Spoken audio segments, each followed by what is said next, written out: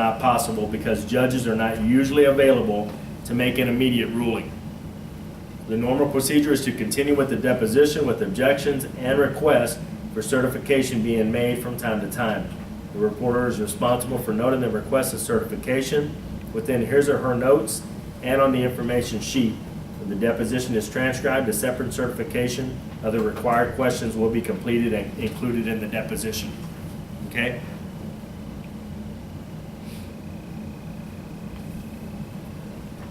How to mark and handle deposition exhibits. We've already kind of covered this, guys. I mean, it is a responsibility of the freelance reporter to make sure that all exhibits are accounted for within the record, and in some cases maintain the exhibits and include them in the transcript. We've already gone over that. We just went over it in the other. How to read back at a deposition. In most instances, the material to be read back at a deposition will be questions and answers in close proximity to any objections that were made during the deposition. Most readback situations will be immediate in nature. However, there may be times when the deposition reporter will have to read portions of testimony that may have been given minutes or hours or even days before. Okay? So, a lot of times, and I'm telling you, be prepared. I had an attorney that I used to take depositions for. That freaking cat was notorious for it. Every time there was a objection, he would forget the question. Notorious. So I had to always read back the last question, so always be prepared. And I've told you guys, don't freak out. You know, sit up straight, look at your computer. If you're going to read it off your computer, look at your notes, read ahead a little bit, get ready. Question: where were you at the time of the accident? Ready to go. Or he may have objected to the answer. Well, that was not responsive to the question. Well, what was the question? The question was this. Well, what was the answer? Read back the last question and answer. Okay. Where was the accident held? Or where did the accident take place? Answer: on the corner of Nueva and St. Mary's. Ready to go. But you've already read ahead. You don't have to read fast. The worst thing to do is read too fast. You know, because then you mess yourself up. Best thing to do, stay under control, sit up straight, look at your computer. Question: where, in relation to blah, blah, blah, was the accident? Answer: the accident was on the corner of Flores and Nueva. Okay. Just that smooth, that easy, not in proximity to where the courthouse was. Where did the accident happen? Really? Ridiculous. Take your time, read ahead, know what you're reading. Okay? Keep it even keel, even flow to what you're reading. Okay? And you should do that here at school. It's not a race. It's not a race it's what you have. Be able to read it. That's it. Read what you have. Okay? Any questions about that? None? The deposition transcript. Transcribing, invoicing, and delivery. Discuss what happens when the reporter reads and signs a transcript. Explain what is meant by the errata sheet, addendum sheet, and correction sheet. Explain what happens when a witness reads a transcript and makes changes. Discuss the invoicing and delivery process that takes place when a transcript is complete. Explain the different methods of delivery, time for transcripts, and what is meant by filing the original deposition.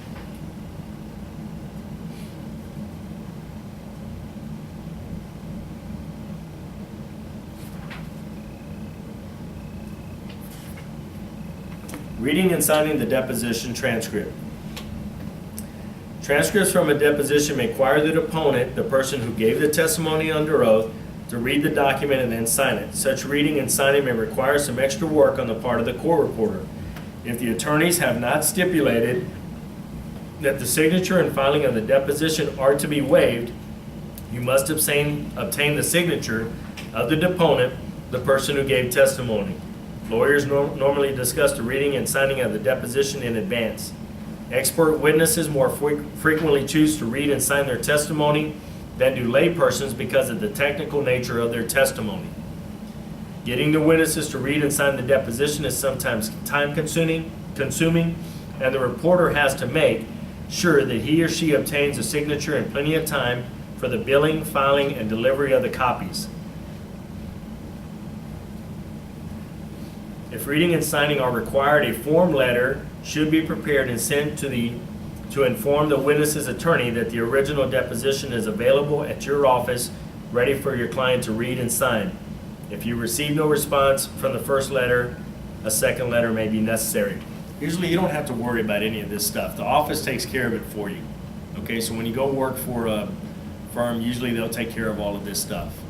You know, if it needs to be, read by them, then, it's like you ask the attorney, well, what do you want me to do? Well, mail it to me with the bill and everything, and then I'll make sure that my client comes in and reads it here at the office, and if we need to make any changes, we'll make whatever changes we need.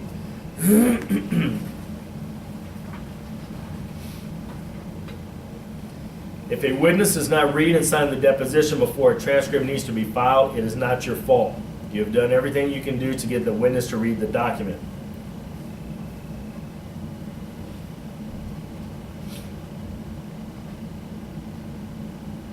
The freelance reporter should mark on his or her desk calendar when deposition statements or interrogatories are due.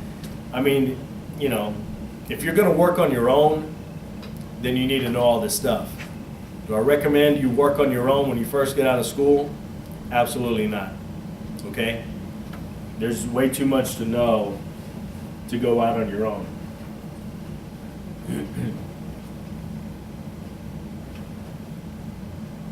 It just kind of says when a witness comes to read it at your office, just prepare a quiet place for them to read it. That's going to be done by, the office.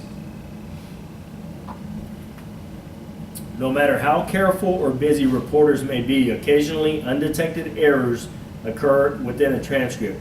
For example, such words as urinalysis or urinalysis,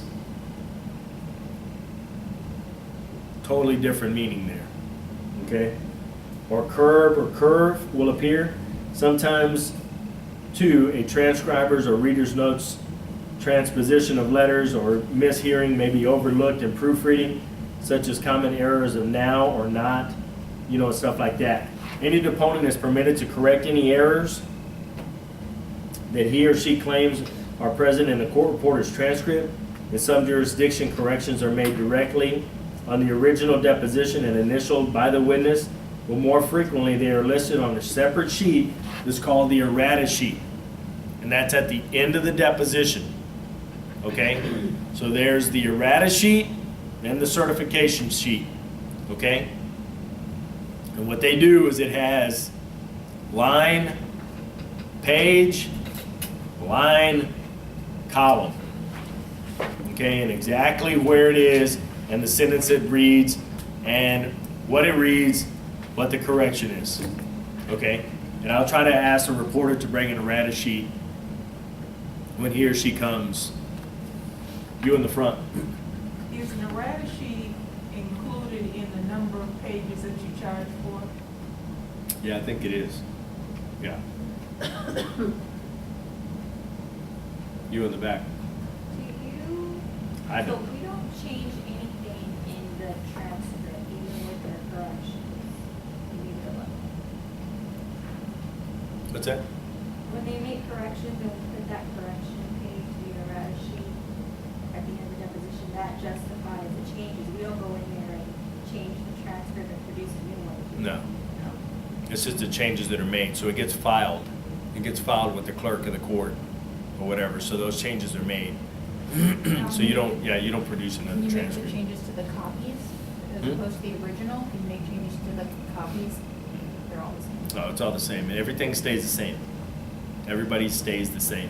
Now, are they justified to make all those changes? Or Well, sometimes, it may be, I lived on De Zavala Street, and it's like, You know what? I didn't live on Days of Allah. I lived on Hebner. Oh, okay. Days of Allah is supposed to be Hebner. Well, it's not that you heard it wrong or you put it down wrong. It's just that he remembered it differently. So corrections could be stuff that they, oh, you know what? I wasn't born in 1970. I was born in 71. I don't know why I said 70. Stuff like that. Or it may be that you put your analysis. Did you go take your analysis? And it should have been a urinalysis. So they're limited to what they can change. They can't say, like, if they said yes, and they said, no, I didn't say that. They write that on the sheet. Yeah, I think they can. And you give the reason for why it was changed. We have to go back and hear the recording, make sure, and tell them, no, you did say yes. No, it may be that he just heard it. You know what? I said, were you at the store when the accident happened? Yes. You know what? I wasn't at the store. I forgot, man. I wasn't at the store. No, I wasn't at the store. I was at the snow cone stand. Whatever. You know? So they just may remember things differently. And that's what it's called. It's called the errata sheet or the addendum sheet or a correction sheet. Any of those. So they all kind of mean the same thing. Okay?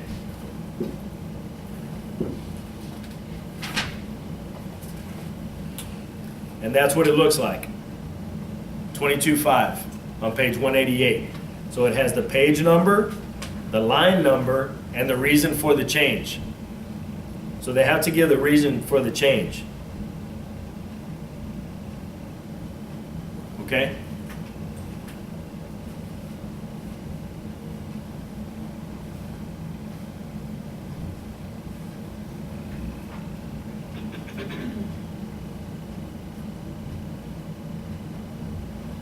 And it may be something as simple as like in 22.6 where it says, page 10, line 7, now lines in New Orleans to read now lives in New Orleans. So that was the reporter. You know, I doubt that the person's going to say now lines, and no one's going to catch that. You know, that the attorney's going to say lines. Ah, I meant to say lives. I said lines. Whatever. I mean, but a lot of times stuff like that is going to be the reporter. You know, and it's just one letter that can change the whole thing. But when you go through and do a spell check, and you go through and read it, you're going through it so fast, maybe you just breeze past it. Maybe. Happens. You know, and they just change it. No big deal. It's not our lines, it lives. Following my son to omit the period and add the words, and his 2 daughters may have gone along. No reason stated for correction. It may just be that he's changing his answer. And they ask, well, who went? Oh, just my son. Oh, you know what? It was my son and my 2 daughters that went. I forgot. So that may be what they're saying right I there. guess where it says no reason stated for correction, and that's where it's kind of, there's not a reason. Usually they're supposed to give a reason, but I don't know.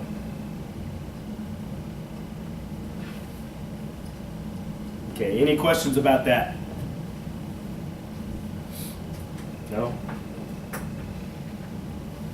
In terms of number 2, where it says, and his 2 daughters may have gone along, is that changing the testimony?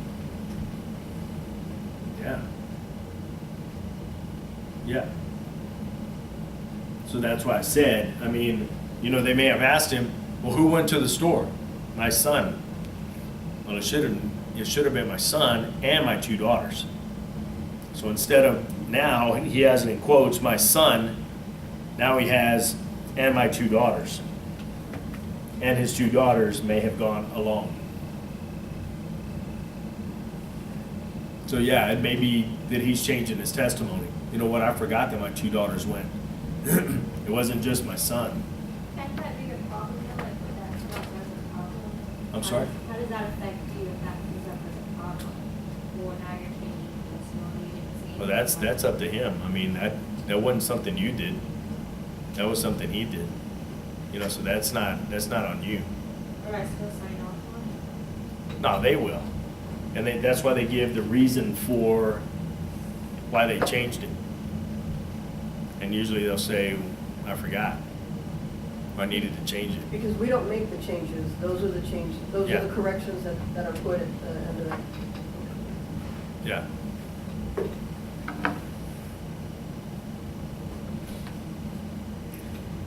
Okay, in many states such as Texas, no certificate is required preceding the witness's signature. Immediately following the last line of the deposition, the reporter adds a signature line, which must be on the same page as the end of the last testimony or colloquy. This line is followed by the jurat of the notary public before whom it is signed.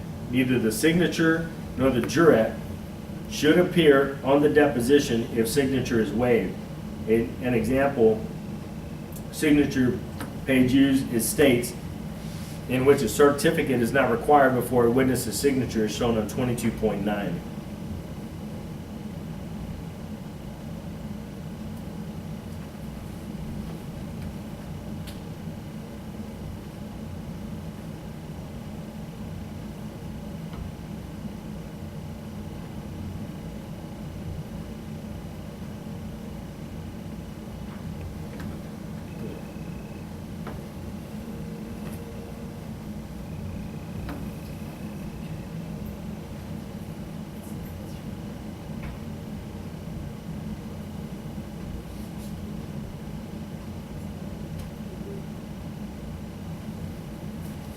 If a witness totally refuses to sign the deposition, you should notify the attorney who hired you and let him or her know what has occurred. The attorney will usually advise you to file the original document with a cover letter or certificate explaining the circumstances and send a copy of the letter or certificate to the proper billing or proper billing to the other attorney involved.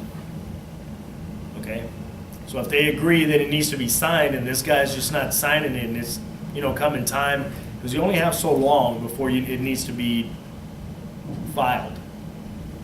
So, I mean, you have to file it within a certain time after you take that deposition, so you have to get that thing filed. So if they just refuse to come in and, hey, we need that thing, well, I just haven't had time to, get to it or, whatever, just keeps giving you excuses, then you call the attorney, hey, look, I'm having trouble getting that thing back. I'm just going to file the original. Yeah, file the original. Put on there a certificate page of, why you did what you did and send it to the other attorney also. Invoicing and delivery of the deposition transcript. Most court reporting agencies have an office manager who sends out all invoices along with the transcript. Invoices should contain the firm name, address, telephone number, blah, blah, blah.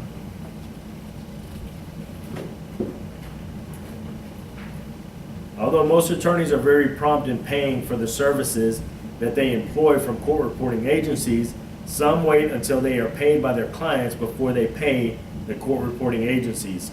In some cases, payment may never be made. The amount charged to the services varies from the agency to agency depending on a great many factors, including the number of pages and the time between the hearing and the delivery to be completed. Some firms may have as many as 10 to 12 options from which they can choose. For a transcript, the three main types of delivery are normal and ordinary copy, expedited copy, or daily copy. Ordinary copy is delivered and completed transcript within 5 business days to 2 weeks from the date of the deposition, although some agencies might consider 5 days a quick turnaround time, taking more than 2 weeks to get it completed. Expedited is usually considered as having the transcript delivered within 3 business days. Therefore, if a hearing were held Monday morning, the transcript would need to be in the hands of the attorney by Thursday.